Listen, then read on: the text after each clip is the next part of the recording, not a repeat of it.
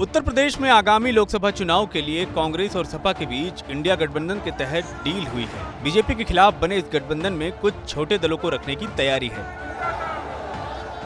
इस गठबंधन के तहत समाजवादी पार्टी ने कांग्रेस को 17 सीट दी है। अब राज्य में सपा आगामी चुनाव में 63 सीटों पर अपने उम्मीदवार उतारेगी। इसके लिए पार्टी ने 31 उम्मीदवारों का ऐलान भी कर दिया है।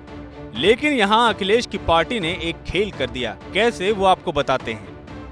दरअसल यूपी की कुछ ऐसी सीटें हैं जहां अखिलेश यादव की पार्टी कभी चुनाव नहीं जीत पाई है। ऐसी सीटें राज्य में 9 हैं जहां सपा कभी लोकसभा चुनाव नहीं जीत पाई है। इन सीटों में अमेठी, रायबरेली, वाराणसी, बागपत, गौतम बुद्ध नगर, गाजियाबाद, फतेहपुर सीकरी, हाथरस और कानपुर हैं। इन सीटों में 2 सीट अमेठी और रायबरेली कांग्रेस का पुराना गढ़ रह चुके हैं, जबकि इसके अलावा वाराणसी, गौतम बुद्ध नगर और कानपुर मुख्य तौर पर शहरी सीटें हैं।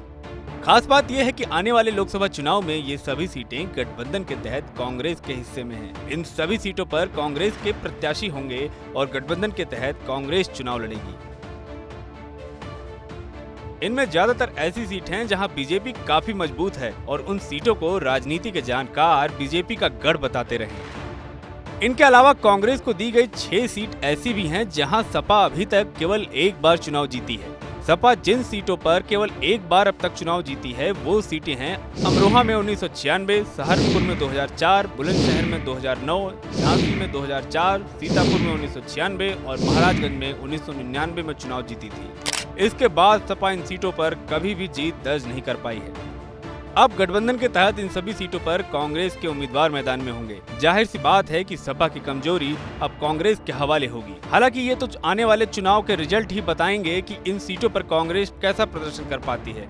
लेकिन सीट बंटवारे में अखिलेश ने चालाकी दिखाते हुए या फिर सोची समझी रणनीति के तहत सपा के लिहाज से कमजोर सीटों को कांग्रेस के हवाले कर दिया है।